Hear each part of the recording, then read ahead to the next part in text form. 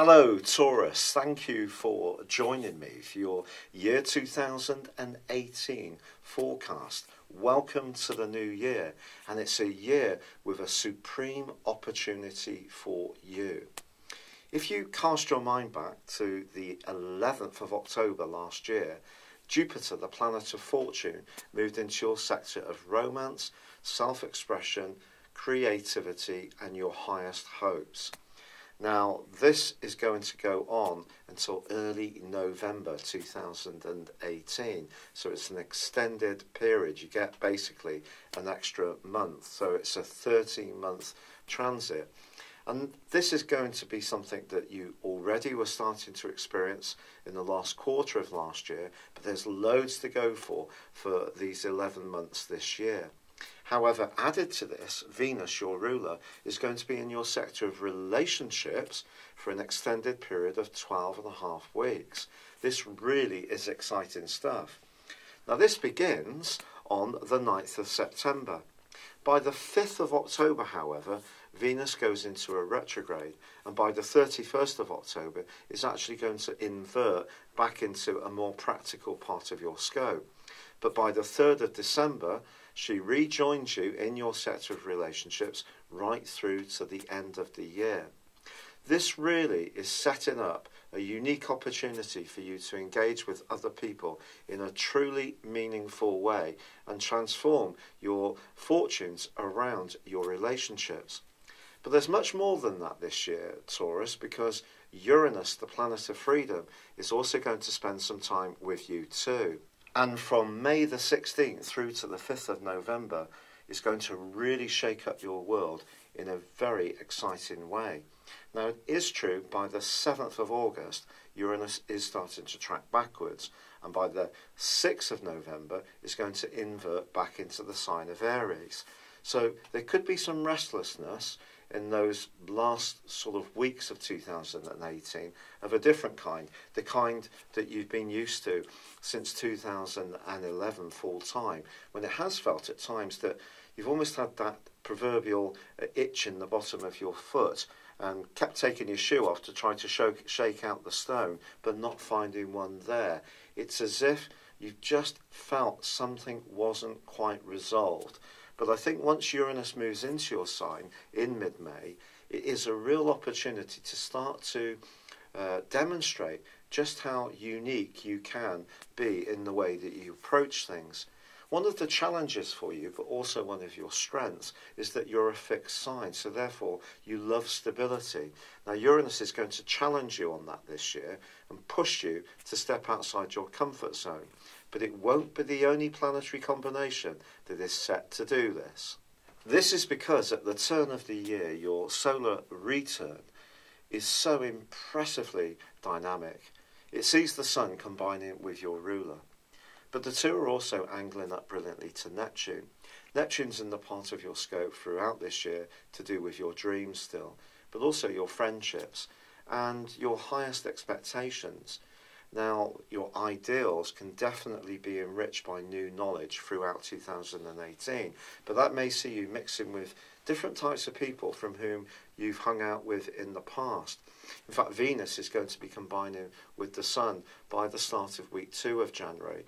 And if there is any relationship in your world which in some way inhibits you or stops you from experiencing life in the exciting way that you're really going to start to want more and more, I do feel it may come under a very close amount of consideration for you to decide what to do.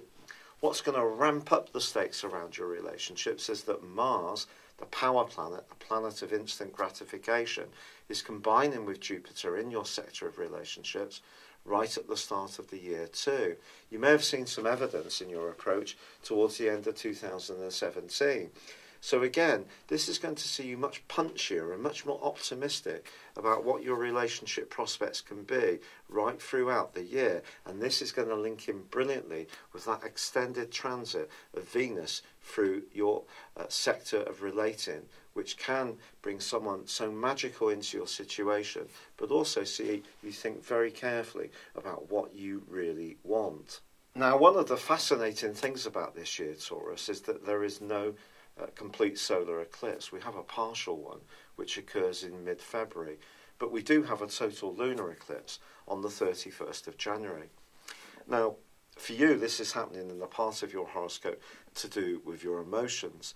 And your emotions can be very tender on the back of this in the following 6 months, not least because you may find yourself really yearning for the kind of idealistic or idyllic lifestyle that you feel that you're truly deserving of. However, the partial solar eclipse, which occurs in mid-January, is very much about your work, and with Mercury alongside the Sun, I think this is asking you to be very pragmatic and businesslike in your approach to your worldly involvements in the half year from that time. So how do you combine these two eclipses, which do work in pairs? Well, I feel you have to be fulfilled. It's possible that you may find yourself pushed into the limelight, and because you are going to be so much more open to new experiences, change is a very real possibility, even though you're one of the zodiac signs that's disinclined to make changes, at least not without a great deal of forethought. But I think the changes that happen really ask of you to listen to your inner voice. So as much as your ambitions may be calling out to you at one level, at another level ask yourself, would you feel really comfortable in a role that had a lot of extra responsibility or in a new environment? That's not to say you can't be at all, but you just need to check out that that will be a vital factor for you.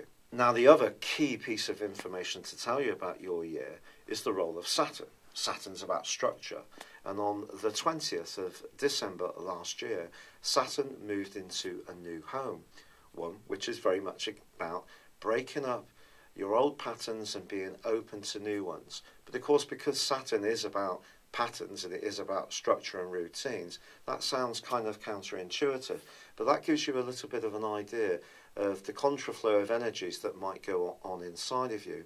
Part of you is wanting to experience new things, but in some ways that in itself is the challenge. Higher education and travel could be a big part of the things that you want to take on. Any kind of knowledge that you gain over the next 2.5 years is going to prove to be really pivotal to you. Now, from the middle of April through to September the 6th, Saturn is going to be tracking backwards, which means the expansion that your solar return speaks out to you around is not necessarily going to stall. It just means you may have to be much more focused about the things that are really important to you. But that could cause a lot of frustration, and particularly towards the end of April, when Mars is alongside Pluto, the side of you that just wants to go for it, be much bolder, blunter, much more risk-taking, it's really exhilarating stuff, can come up against another set of energies, which may almost be like trying to drive the car with the handbrake on. But if you do want to demonstrate just how hard you can work, or how committed you can be, or how much of a risk taker that you can apply to situations, this really can turn people's heads. You're going to be giving out a very heady, intense, rather masculine energy during this period, and that could attract someone to you in a romantic context. And that brings us through to the middle of May, and when Uranus joins you, which is going to be through to the end of the first week of November. Uranus again is about freedom, and because all the planets are lining up at the start of the year in a very freedom-loving part of your situation, I think if you are trying to resist something, almost events can push you. Staying as you are, exactly as you are, may not be so much of an option this year, but I don't want you to see this in any kind of fearful way. It's going to provide you with so many opportunities to be that much more decisive.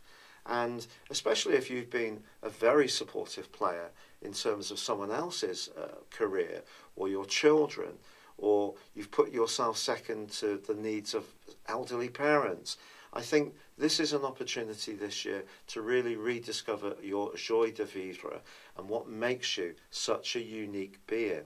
And that's a scintillating thought.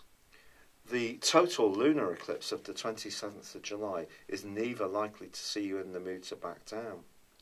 This combines with Mars having moved on into Aquarius.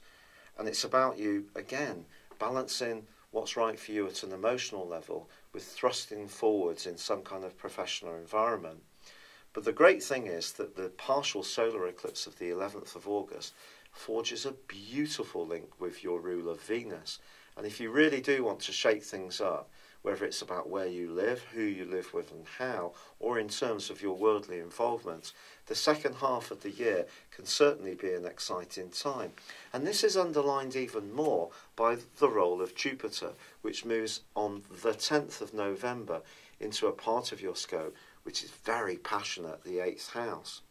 If you are interested in business or property, investments, or getting up close and personal to someone you really like, this transit can really set your heart a pace. And in this last part of the year, because Venus is going to be so important about your relationships, as the days count down on 2018, I think you're going to be looking back over the year with a vast increase in terms of your personal outlook, knowledge and experience. It could actually be one of the most exciting years you have ever experienced. I'd like to wish you a very happy new year for it, Taurus. Good luck and goodbye for now. Thank you for joining me. If you'd like to know more, please visit my website at www.patrickarundell.com or download my free app in iOS, Google or Facebook at www.horoscope-ace.com. Thanks and goodbye.